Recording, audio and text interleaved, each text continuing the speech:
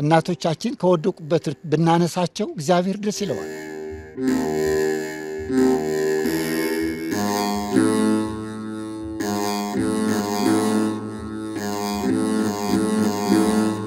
የምናገኘው ምርት ከ2 ወር ወይ ከ3 ወር በላይ ለምግብነት የሚያገለግል ውጤት አናገኝም። ሲታመሙ የሚፈልጉት ነገር ለማስጠት ቤተ እግዚአብሔሩ ገዳሙ በጣም አነስተኛ ድክመት ስላለው ምንም ነገር የሚያገኙት የለም። ውሃ የምንቀዳበት ቦታ ከገዳሙ የ30 ደቂቃ መንገድ ያህል ይርቃል።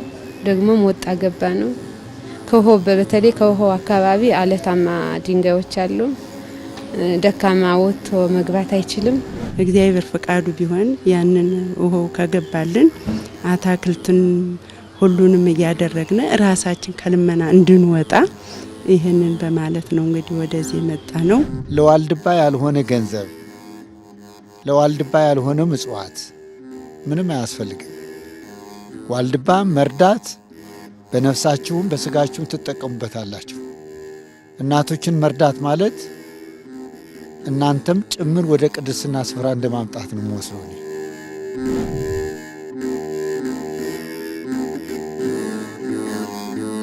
የኢትዮጵያ ኦርቶዶክስ ተዋሕዶ ቤተክርስቲያን ቅዱሳት መካናቷ ከሚገኙባቸው ጥንታዊና ታሪካዊ ቦታዎች አንዱ ዋልድባ ነው። በዋልድባ 3 ገዳማት ይገኛሉ። እነዚህም አብረንታንት መድኃኔዓለም፣ ሰቋር ኪዳነ ምሕረትና ዳልሻ ኪዳነ ምሕረት ማህበረ ደናግል አንድነት ገዳም ናቸው። ዳልሻ ኪዳነ ምሕረት አንድነት ገዳም በ1505 የተመሰረተ የኢትዮጵያ የታሪክ ማዕከል የሆነ ገዳም እንደሆነ የታሪክ መዛግብት ያስረዳሉ። የዚህ በአጠቃላዩ ዋልድባ ነው። ከዛ በተለየ ግን አሁን ያላችሁባት ገዳም ዳልሻ የእናቶች ማህበረ ደናግል አንድነት ገዳም ነው የሚባለው። ልዩ ስሙ ዳልሻ ነው። ከሌላው አሁን በዋልድባ ውስጥ 3 ገዳማት አሉ። በአጠቃላይ ዋልድባ ነው አንድ ነው። ግን ከአንድነቱ የተለየው ዳልሻ፣ ሰቋር፣ አብረንታንት አንድም ቢሆን ያው በገዳሙ በአስተዳደር በማንኛውም በውስጥ አስተዳደር ስጋ አስተዳደራችን ያው በየራሳችን ይለያያል። የሰቋር የራሱ አስተዳደር ደንብ አለው። የዳልሻ የራሱ አስተዳደር ደንብ አላት። የአብረንታንትም እንደዛው። በመንፈሳዊታችን ግን ያው ዋልድባ አንድ ናት። አንድነቱ አንድ ነው። ማይጽጌ ማርያም ሳሙኤል ዋልድባ ማለት በዋልድባ እጻዋሊም ትባላለች እና ጌታችን ያኔ ሲሰወራቸው ቅዱሳንን ከመሬት ውስጥ ከቅዱሳን አብረው ሲከተሉት በኢየሩሳሌም ተሰወሩ ሲባል ከውስጥ እንደ ድንኳን አድርጎ እጻዋሊም ትባለውን እኛ እናያትም እንጂ እጻዋሊም ትባል ዛፍ አብቅሎ ዱባ የሚያክል ፍሬ አላት። እቺን ብሎ ባርኮላቸው ነው ሄደና እጻዋሊ ትባላለች። እንትና ፍሬዋ ዱባ ያክላል። ስለዛ በዛች በፍሬዋ ነው ዋልድባ የሚባለው። እጻዋሊ በምትባለው ዋሊ እጻዋሊ ዋሊ ዱባ ዋሊዋ እንትና ዛፏ እጻዋሊ ነው የምትባል። ዛው ፍሬዋ ደግሞ ዱባ ያክላል። በዛ ዋሊ ዱባ ተባለ። ዋልድባ ማለት ነው። ዋልድባ ሲገደም ከመጀመሪያው ጌታችን ሲገድመው ዋልድባ የተገደመበት ቦታ ይሄ ነው ዓመተ ምሕረቱ አይባልም። ጌታችን ገና ሲወለድ ሕፃን ሆኖ በኢትዮጵያ ሲመጣ እመቤታችን ታቀፋው ሳለ ገመሉ ፍሬ ነው ቆፍረው ሲያበሉት ፍሬ ራበኝ ስትለው እመቤታችን ያን ፍሬ ገመሉ የሚባል ፍሬ አለ ሲሰጣት ቆፍረው ሲሰጣት እኔ ልጅ ሆይ ይመረረኝ ብላ ስትለው አይ ይሄ ከዚህ ቦታ እንደማር እየጣፈጣቸው ፍሬ እየበሉ የሚኖሩ ልጆች በኋላ ዘመን ይመጣሉ ብሎ ከዛን ጀምሮ ነው ዋልድባ ገዳሙ። ግን አመሰራረቱ ግን ሰው የተቀመጠበት ማለት ነው። የዋልድባ አብረንታንት አንደኛው ገዳም ነው። ከዛ ቀጥሎ ዋልድባ ይሄ ደግሞ ዳልሻ በ1535 ነው ይባላል። እንግዲህ 1535 ነው። በ1550 ዋልድባ ዳልሻ የእናቶች ገዳም ጉሜ የሚባል ቦታ ላይ በዚህ ነበሩ። እናታችን ፀሐይ ማርያም ይባላሉ። እሳቸው ናርዲቶቻቸውን ይዘው ሲኖሩ የሀያ ኩንታሮት የሚባል በሽታ ፈጀባቸውና ሱባኤ ሲገቡ ተከዜ በረሃ ሄደው የኛ እዚህ ቦታ እንዲሰፍሩ ተገለጸላቸው። ከዛ ሲገለጸላቸው አሁን ምስራቃዊ የሚባል የገዳሙ መምህር ሆነው የሚያስተዳድሩ አባት ነበሩ በጊዜው የአባቶች ማለት ነው። እና ያው ይጠያየቁ ስለነበር መጡና አባቴ ወይ ከናንተ እነሱ ቅርብ እንዳይሆኑ ነው እዚህ ቦታ ተፈቀደልኝ ለመስፈር ጌታ በእግዚአብሔር ፈቃድ ተፈቀደልኝ ብሎ ሲሏቸው እስቲ ቆይ እኔም ሱባኤ ልግባ ብሎ እሳቸውም ሱባኤ ሲገቡ ተገለጸላቸውና ልጅ ወይ በለጥሽኝ ብለው ይሄኛው ይሄ ህል ቦታ ማዶ ደግሞ የህርመት ቦታ ተገለጸላቸው። ያኔ ጀምሮ ተገደመ ገዳሙ እና ሶስተኛው ደግሞ በ55-60 ነው የሰቋሮች ተገደመ። ገዳማውያኑ ከጠዋትና ከማታው ጸሎት በሚተርፈው ጊዜያቸው ገዳሙ በመደባቸው ቦታ የሚጠበቅባቸውን ስራ እንደሚሰሩ እማሆይ አስካለ ማርያም ያብራራሉ። እማሆይ አስካለ ማርያም ሳሙኤል ባላለው የስራ ድርሻዬ ወጪ ወራጅ ነው። ለእናቶች ከምእመናንን በመጠየቅ ከምእመናን የተገኘውንም ነገር እናቶች የሚቸግራቸውን የሚነግሩኝን ያንን ወደ ገዳሙ ማቅረብ። ገዳሙ በጣም አሁን በኢትዮጵያ በብዛት የሴቶች ገዳም የለም እና ዳልሻ ኪዳነ ምሕረት የእናቶች አንድነት ገዳም ብዙ ምእመናን የማያውቁት ከርሰ ምድሩ ወጣው ገባ የሆነ ቆፍረን ብዙ ምርት ማምረት የማንችልበት አስቸጋሪ በረሃማ ቦታ ነው።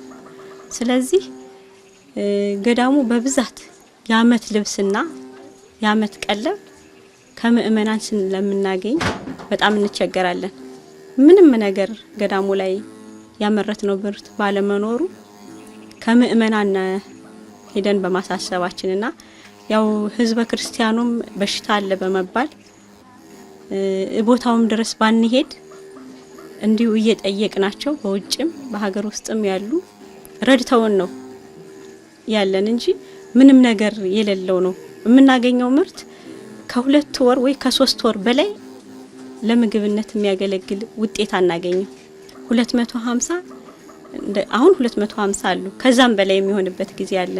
ግን መነኮሳት የእናቶች ገዳም መገደብ የለበትም።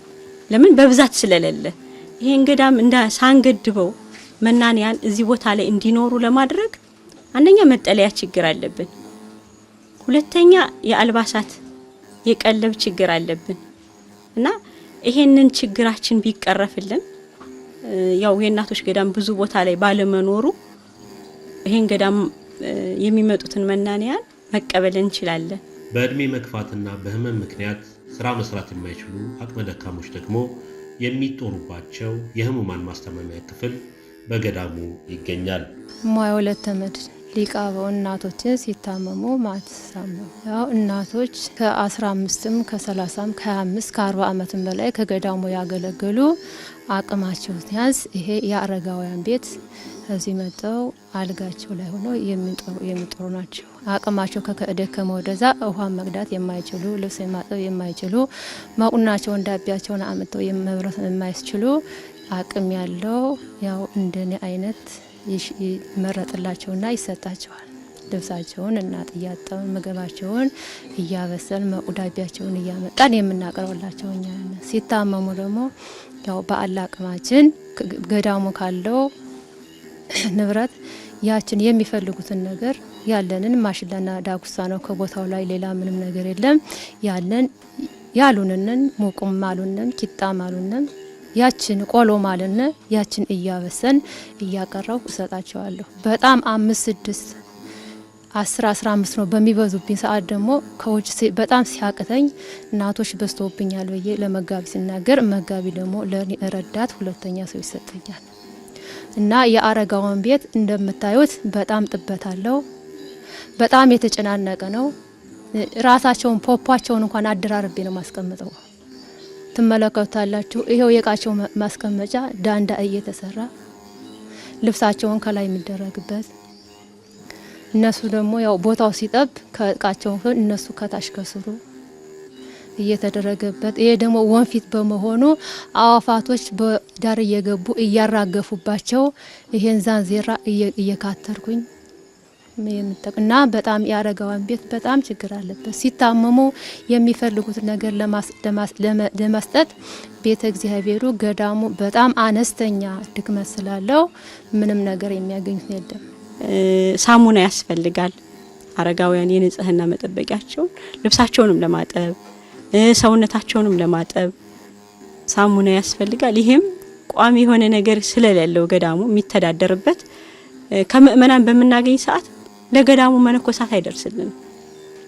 የምናመጣው ሳሙና ለአረጋውያን እንደገናም ደግሞ ያው ወጣት መነኮሳትም ማዕከላውያን እናቶችም ለሁሉም ለማድረስ ስለማንችል በጣም ነው የምንቸገረውና እነሱንም ደግሞ አሁን አረጋውያንን አንስተን ወደ ማጠቢያ ቤት መውሰድ አንችልም። የለም የሚታጠቡበት እዚህ ሳፋ ነው። ሳፋም ደግሞ የለንም።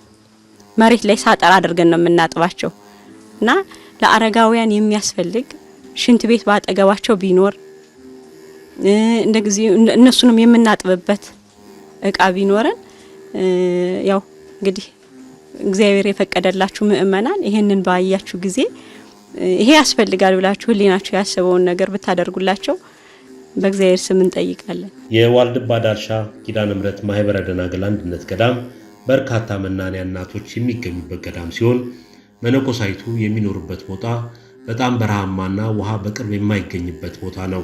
ባለቻቸው አነስተኛ እርሻ ቦታም ከሚያገኙት ምርት ቀለባቸውን መሸፈን አልቻሉም። መናንያኑ ከቀለብ በላይ እየፈተናቸው ያለው የውሃ ችግር መሆኑን መናንያኑ ይናገራሉ።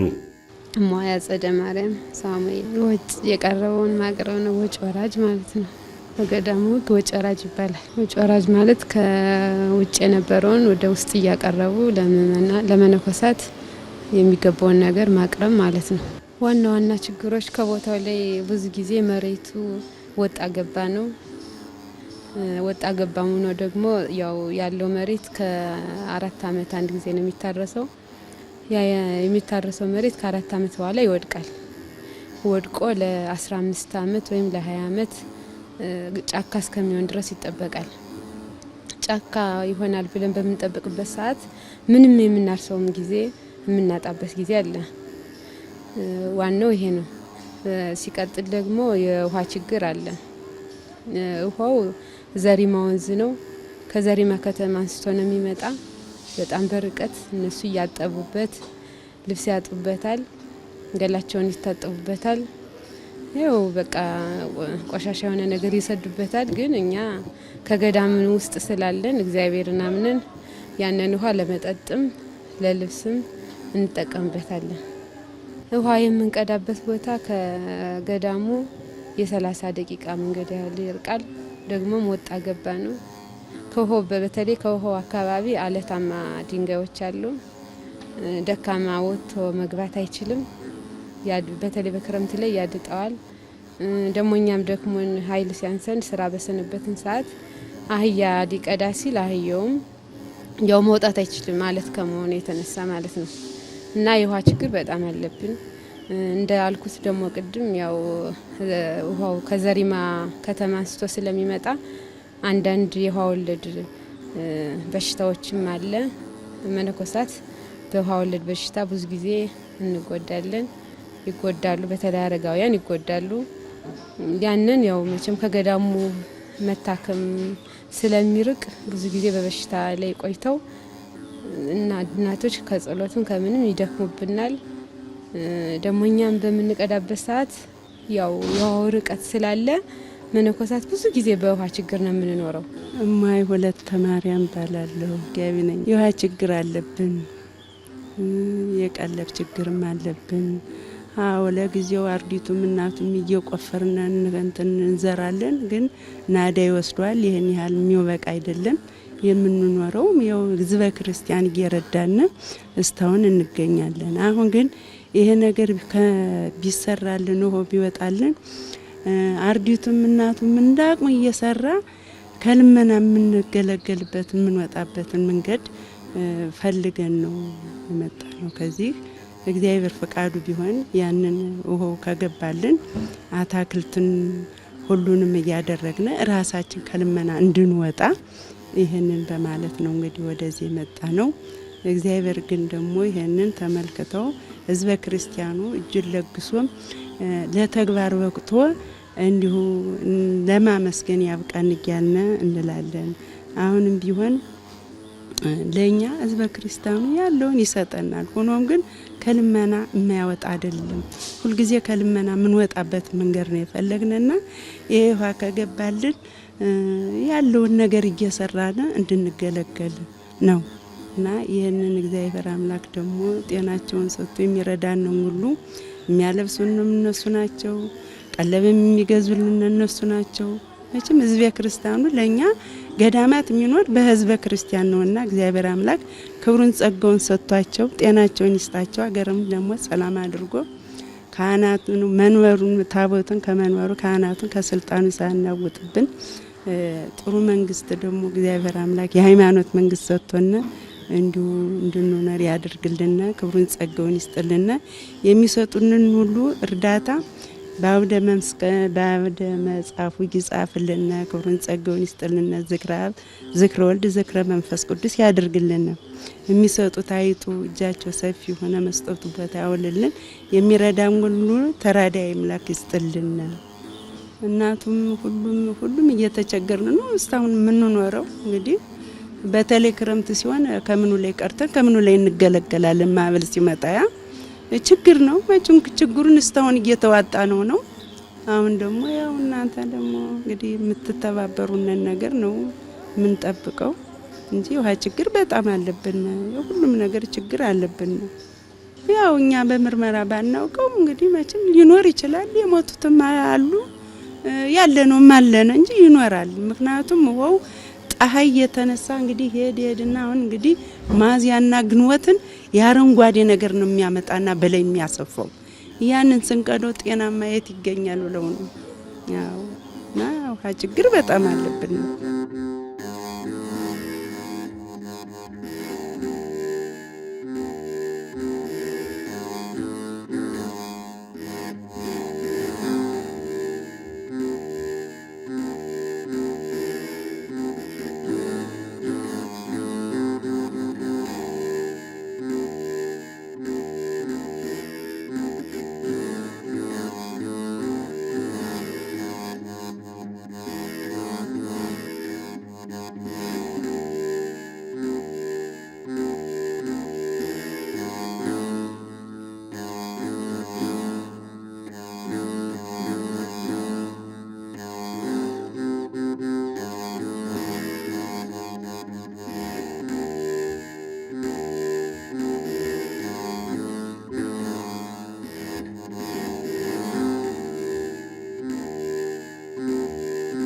ገዳሙ ያለው ችግር ምንድነው? መሰረታዊ ፍላጎት የሚፈለገውን ነገር ገዳሙ ማግኘት የምንችልበት መንገድ የለም። ለምሳሌ አሁን እርሻ በረሃማ ነው ቦታውና በእርሻ የምናገኘው ውጤት በጣም ነው ድካም ያለው።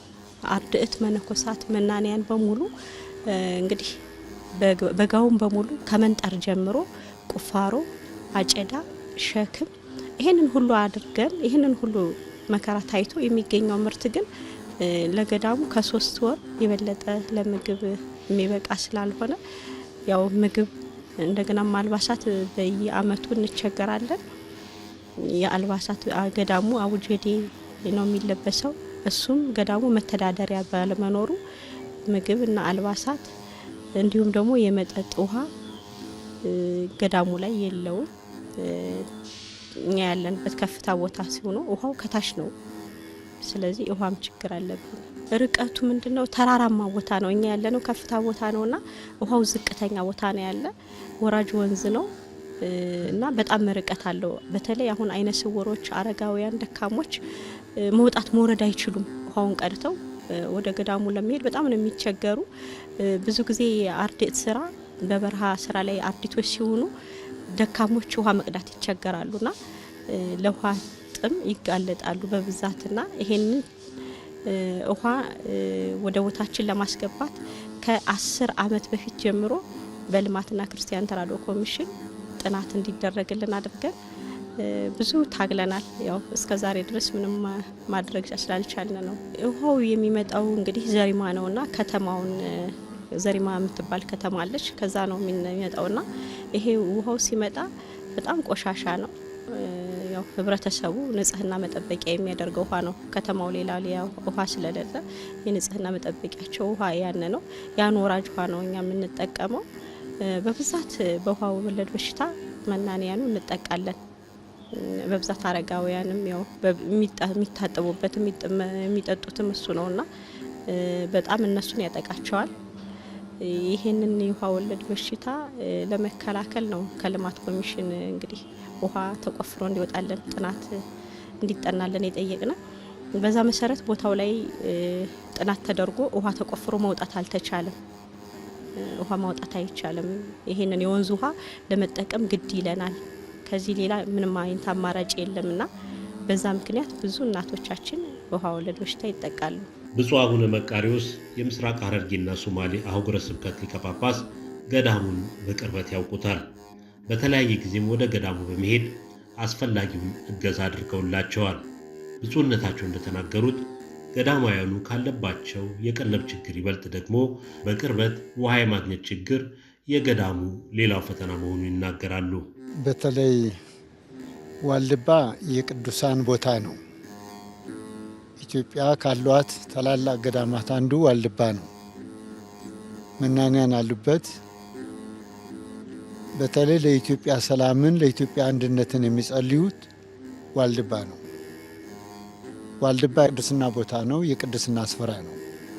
በዚህ በቅድስና ስፍራ ግን መላው የኢትዮጵያ ሕዝብና በሀገር ውስጥና በሀገር ውጭ ያሉትን ኢትዮጵያውያን በሙሉ ይህ ገዳም ሊረዱት ይገባል። በተለይ ዳልሻ የሴቶች አንድነት ገዳም እስካሁን ትብብር ላደረጋችሁ በዚህ አጋጣሚ እናመሰግናችኋለን።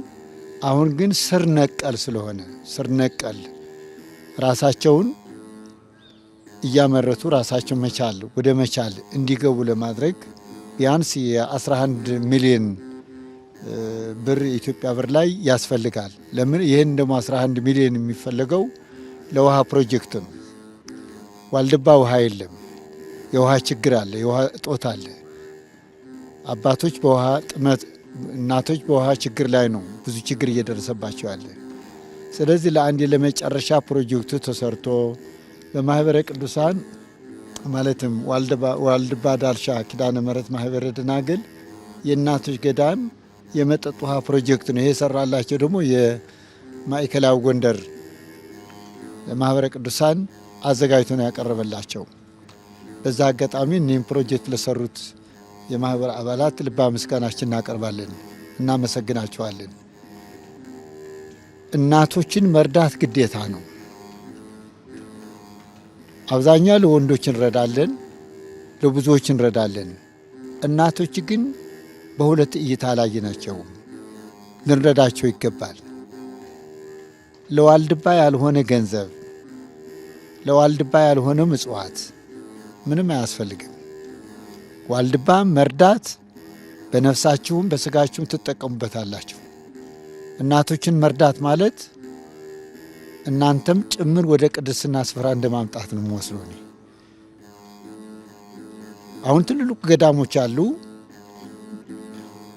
ዳልሻ፣ ሰቋርና አብረንታት ናቸው። እነዚህ የኢትዮጵያ እንቁ የሆኑ በዓለም ሊገኙ የማይችሉ ከዩኒቨርሲቲ በላይ ናቸው። እነዚህ ገዳማት ለሀገር ይጠቅማሉ። በጸሎታቸው በትርፎ ምግባራቸው ከዋልድባ መጣላት አያስፈልግም። ለዋልድባ መልካም ነገር መስራት ነው። ከዋልድባ የቅድስና ስራ ከሰራን እግዚአብሔር አምላካችን ሁሉ በበጎ ነገር ይጎበኘናልና በተለይ ለዚህ 11 ሚሊዮን የተባለ በሙሉ በሀገር ውስጥና በሀገር ውጭ ያላችሁ በሙሉ እንድትረዱ ጥሬን ላስተላልፍ ፈልገው። በኢትዮጵያ ውስጥ ላይ ያላችሁ በዛ አነሰ ሳትሉ እንድትረዱ አደራ ላለሁ ማለት ነው። በዛ አጋጣሚ ምስጋና ላቀርብላችሁ ፈልጋለሁ። እስካሁን ለረዳችሁን እናመሰግናችኋለን ማለት ነው። አንደኛ ድንጋይማ ነው፣ ብዙ እህል የሚበቅልበት ቦታ አይደለም። ጭንጫ ነው፣ በረሃ ነው፣ ከአራዊት ጋራ ነው፣ ከፀሐይ ሀሩ ላይ ነው፣ ያን ታግለው ነው እዚያ ውስጥ ላይ ያሉ እነሱ ለአንድ ለመጨረሻ ሁል ጊዜ እርዳታ ለነሱ ከመጠየቅ የውሃ ፕሮጀክታቸው በደንብ አድርገን ሰርተን የ11 ሚሊዮን አውጥተን በደንብ አድርገን ብንሰራላቸው ለወደፊቱ ለማህበረሰቡ ያስቸግሩ። ራሳቸው ሰርተው ያከናውናሉ፣ ከልመናም ነፃ ይወጣሉ። ለአንድ የስር ነቀል ነው አሁን እየሰራ ነው ያለ ማለት። እስካሁን ድረስ ብዙ ፕሮጀክት ሰርተዋል። ለወደፊቱ በሂደት አንድ ባንድ ያቀርቡታል የሚል እምነት አለኝ ማለት ነው። ስለዚህ አሁንም ቢሆን ያ ቦታ ላይ በምንም ቢዘራበት እንኳን ብዙ ምርት የሚያመርትበት ቦታ አይደለም ማለት ነው። የውሃ ችግር አላቸው። ትልቁ ዋልድባ አካባቢ ውሃ ችግር ነው። አሁን የዛሬማ ወንዝ ላይ አውጥተው ወደ ላይ ገድበው አውጥተው ለመስኖ ለተለያየ ነገር ላይ እንዲያመርቱበት ይደረጋል ማለት ነው። የዚህ ነው እንድትረዷችሁ መልእክት ላስተላልፍ ፈልገው ማለት ነው። የዋልድባ ዳልሻ ኪዳነ ምሕረት ማኅበረ ደናግል አንድነት ገዳም ምዕመናን የተለያዩ እርዳታዎችን ቢያደርጉም የገዳማውያኑን ችግር በዘላቂነት መፍታት አልተቻለም። በተለይም በአሁኑ ወቅት የውሃ ችግር ለመፍታት ጥናት አስጠንተዋል። ውሃው ፕሮጀክት ላይ መነኮሳቱ የምግብ ጭምር የምግብ አቅርቦታችን በሰፊው ሆኖ መነኮሳት ከእህል ውጭ ደግሞ እንደ አትክልት ነገሮችን ተጠቅመን በምግብ ጾማትን በተለይ አብይ ጾምን እንደ ሙዝ አይነት ፓፓያ የተለያዩ አትክልቶች ቀርበውልን ከምግብ አቅርቦት የተነሳ ብዙ ጊዜ ከጸሎት የምንርቅበትም ሰዓት ስላለ የጸሎት ሰዓታችን አሻሽለን እንድንጸልይ ልባችንም ሳይበታተን እህልም ባነሰ ቁጥር ለሰው ልጅ መሰረታዊ ነገሮች 3 መሰረታዊ ነገሮች ያስፈልጉታል። ምግብ፣ አልባሳትና መጠለያ እና የዋናው ደግሞ ምግብ ትንሽ አስቸጋሪ ስለሆነ የምግቡን ጉዳይ በውሃው የተዘጋጀው ፕሮጀክት ቢጨረስልን ያው በጸሎት ብዙ ጊዜ እናሳልፋለን ማለት ነው። ለኛም ለምእመናንም ለብዙ ህዝብ ጸሎታችን ይተርፋል ማለት ነው እና ብዙ ጊዜ ከቦታው ላይ ብዙ ችግር ይንጸባረቅበታል። ያው ምእመናን ይሄን እየሰሙ ብዙ ነገር ይረዱናል። አሁን ግን የበለጠ ደግሞ ገዳሙ በጣም ይደስታል ብዬ አስባለሁ። ይህ የውሃ ፕሮጀክቱ ተጠንቶ በማኅበረ ቅዱሳን ከስራ ላይ ከዋለ ብዙ ነገር ይሳካልናል። አንደኛ በጤና በኩል ያለው ነገር፣ ሁለተኛ ደግሞ ያው ጊዜ የሚቆጥብልናል። የጸሎት ጊዜያችን በርከት ያለ ይሆናል። አቁጣሮ እናደርሳለን። እግዚአብሔርን በተዘክሮ ልባችንን ሰብሰብ አድርገን እንጸልያለን ማለት ነው እና ምእመናን ብዙ ጊዜ ይረዱናል፣ ብዙ ጊዜ ያደርጉልናል። ብዙ ችግራችንም እግዚአብሔር የተመሰገነ ይሁን ተወግዷል። ግን አሁን ይሄ ነገር ደግሞ ሁሉም ሰምቶ በደስታ ለገዳሙ ትልቅ ነገር ያደርጋል ብዬ አስባለሁ። መሰረታዊ ነገር ስለሆነ መነኮሳትን ብዙ አስበው የምትደግፉ ምእመናን ወገኖቻችን ይህን ተመልክተው ከልብ የሆነ እርዳታ እንዲያደርጉልን ባላቸው አቅም በጥሬ እንደ ሲሚንቶ፣ ብረት በሙያም ቢሆን በተለያየ ነገር ረድተውን ይህ ችግራችን እንዲወገድ ያው ሁሉም ማህበር የሚመኘው ነገር ነው። እግዚአብሔር ሁሉን ነገር የምታደርጉልን ከልባችሁ አስባችሁ የማህበሩን ችግር ለመርዳት የተነሳችሁ ወገኖቻችን በሙሉ እግዚአብሔር ሀሳባችሁን ያሳካላችሁ። ሁሉም ነገር ተፈጽሞ እግዚአብሔር በአምደ ወርቁ ይጻፍላችሁ እንላለን። አሁንም ይሄን ነገር ተመልክታችሁ ነገ ዛሬ ሳትሉ ከስራ ላይ እንድታውሉልን በጎ ፈቃዱ ይሆንልን። መድኃኔዓለም እመቤታችን ምልጃ አይለይብን። ብር የለውም። ያው ምእመናን ግን ይሄን ነገር ብታስጠኑት የሚረዳችሁ ሰው አይጠፋም በሚል ነው እንጂ ብሩን ለተለያየ ነገር አድርገነዋል። አሁን ያው ሁሉም ተመልክቶ ብያለው ያው በብርም በማቴሪያልም በሙያም በብዙ ነገር ድጋፍ እንዲያደርግልን ነው ይሄን ፕሮጀክት እንዲጠና ያደረግነውና ከፈጻጸም ላይ እንዲሆን የምንመኘው። ፓምፕ አሁን ትልቁ ነገር ብዙ ጊዜ ከቦታው ላይ እያጠኑ የሚሄዱ ባለሙያዎች አሉ። ግን ወደ ስራው ለመግባት ከብዳቸው የነበረ ፓምፑም ጄኔሬተሩም በጣም በብዙ የዋጋ የተተመነ ነው። እስከ 10 ሚሊዮን ይደርሳል፣ ይሄን ያህል ይሆናል እያሉ እየፈሩ ወደ ጥናቱ አልገቡም ነበር። ግን አሁን እግዚአብሔር የተመሰገነ ይሁን ኢትዮጵያ ኦርቶዶክስ ተዋሕዶ ቤተክርስቲያን በሰንበት ትምህርት ቤት ማደራጃ ማህበረ ቅዱሳን ጎንደር ማዕከል ቅዱሳት መካናት ይህንን ድርጅት ይህን ውሃ ፕሮጀክት አጥንተው ወደ ስራ ውለውልናል። አሁንም ለፍጻሜ ይድረስልን ብለን እንመኛለን። ማህበሩም ጸሎት ያደርጋል። እግዚአብሔር ቸርነቱን ያብዛልን። እመቤታችን አትለይብን። የውሃ ፕሮጀክቱን ያጠኑልን ያው ከቦታው በብዛት በመመላለስ የኢትዮጵያ ኦርቶዶክስ ተዋሕዶ ቤተክርስቲያን ማህበረ ቅዱሳን የጎንደር ማዕከል ቦታው ድረስ በብዛት ተመላልሰው ብዙ ባለሙያዎች መጥተው ቦታው ላይ ምን ያህል ውሃ ያስፈልጋል በረሃ ከመሆኑ አንፃር እንደገና ይሄንን ውሃ ከመጠጥምና ከንጽህና መጠበቂያ ባለፈ ገዳሙ ራሱን እንዲችል ያስችለዋል በማለት አጥንተው የሰጡን ማህበረ ቅዱሳን ናቸው። ከ10 ሚሊዮን ብር በላይ እስከ 11 ድረስ ይደርሳል ፕሮጀክቱም ላይ አለ። እስከዛ ድረስ ይፈጃል ነው ያሉን። ይሄም እንትኖች ጄኔተሮች አሉ፣ ፓምፕም አለ።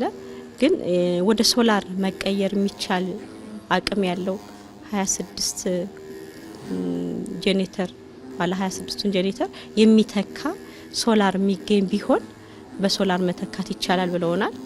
እነሱ ግን የሰሩልን ያው በሞተር ነው፣ በጄኔተርና በሞተር። ገዳሙ ራሱን ያልቻለበት ምክንያት አንደኛ ለምእመናን ቦታው ቅርብ አይደለም፣ በረሃማ ነው፣ ከርሰ ምድሩ አይመችም፣ ተራራማ ገደላማ ነው።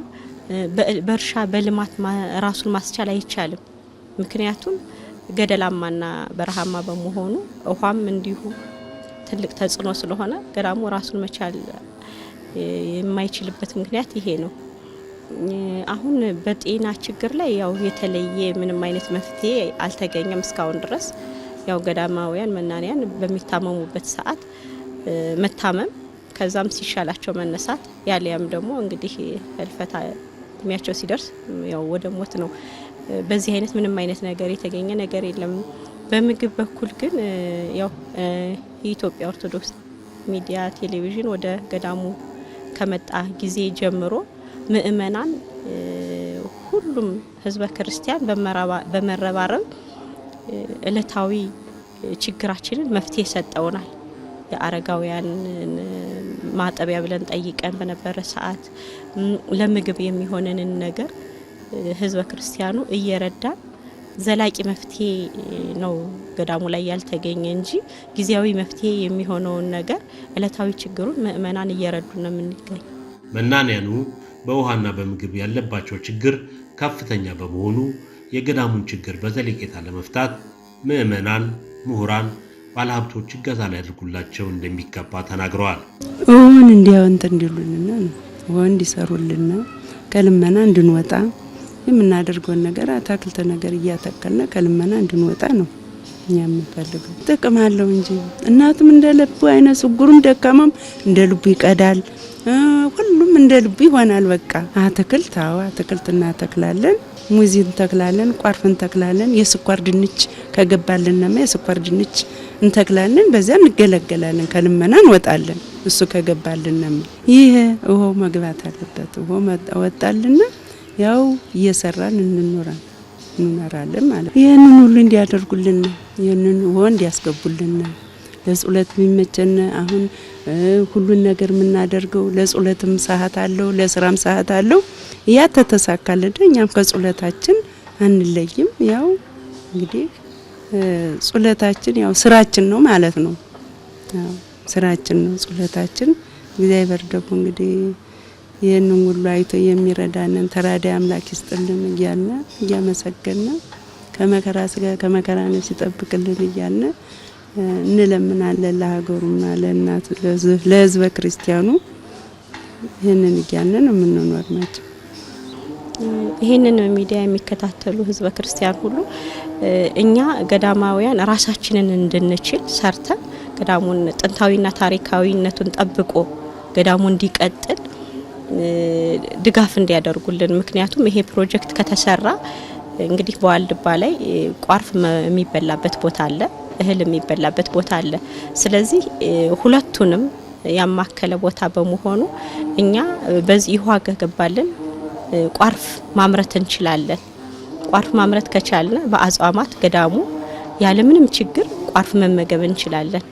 ስለዚህ ይህንን የሚመለከት ህዝበ ክርስቲያን ሁሉ ገዳሙ ራሱን እንዲችል ታሪካዊና ጥንታዊነቱን ጠብቆ እንዲራመድ እንግዲህ ህዝበ ክርስቲያን ርብርብ አድርገው ይህንን ፕሮጀክት ስራ ላይ እንዲውሉልን በእግዚአብሔር ስም ጠይቃለሁ። ብፁዕነታቸውም የገዳሙን ችግር በዘለቄታ መንገድ ለመፍታት መናንያኑ በባለሙያ ያስጠኑት የውሃ ፕሮጀክት ተግባራዊ ለማድረግ ምዕመናን ገዳሙን ሊረዱት እንደሚገባ መልእክታቸውን አስተላልፈዋል። ማህበራትም ቢሆኑ በውጭ ያሉ ማህበራት፣ አብያተ ክርስቲያናትም ቢሆኑ ሌሎችም ቢሆኑ የበለጠ ስራ ለአንዳንድ ነገር እናከናውናለን አይልም እንዴ? እናቶቻችን ከወደቁበት ብናነሳቸው እግዚአብሔር ደስ ይለዋል። ስለዚህ ማህበራትም ተደራጅተው እያንዳንዱ አስተዋጽኦ በማድረግ እነዚህ እናቶችን ልንረዳቸው ይገባል ነው። ነገ እኮ እነሱ ይዘውት አይሄዱም። እነሱ በሞት ይለያሉ፣ ሌላ እናቶች ይተካሉ፣ ሌሎች ይመጣሉ፣ ሌሎች ይተካሉ ማለት ነው። ለዋልድባ መርዳት አስፈላጊ ነው። ኦርቶዶክሳዊ ክርስቲያንን የምንል ከሆነ የተዋህዶ ልጆች የምንል ከሆነ ብቻ ገዳሙ ሄዳችሁ ብታዩት፣ በዛ አጋጣሚ ሂዱ፣ ጎብኙ፣ እዩት። የተጠሩ ብዙዎች ናቸው፣ የተመረጡ ጥቂቶች ናቸው። እዚያ ሄዳችሁ ስታዩ ነው ሁሉ ነገር ማድረግ የምትችሉና አሁንም መልእክቴ በኢኦቲስ የሚተላለፈውን በቴሌቪዥን ስርጭት ላይ ሰምታችሁ በራሳቸው ላይ አካውንት ላይ አሁን ለቁርስ ብላችሁ ያዘጋጃችሁት ለዋልድባ ለሴቶች አንድነት ገዳም እንድትሰጡ አደራ፣ በምድር አደራ በሰማይ እላችኋለሁ። እግዚአብሔር ከእናንተ ጋር ይሁን። በዋልድባ ዳልሻ ኪዳነ ምሕረት ማኅበረ ደናግል አንድነት ገዳም ያሉ እናቶች ስለ ዓለም፣ ስለ ሀገር፣ ስለ ቤተ ክርስቲያን፣ ስለ ትውልዱ ዘውትር የሚጸልዩ ናቸው። ገዳማውያኑ ለከፋ ችግር እንዳይጋለጡ፣ ገዳሙ እንዳይፈታ፣ መናንያኑም እንዳይሰደዱ ማገዝ፣ የሚጎድላቸው ማሟላት ከሁሉም ኢትዮጵያዊ የሚጠበቅ በጎ ተግባር ነው። ወስብሐት ለእግዚአብሔር።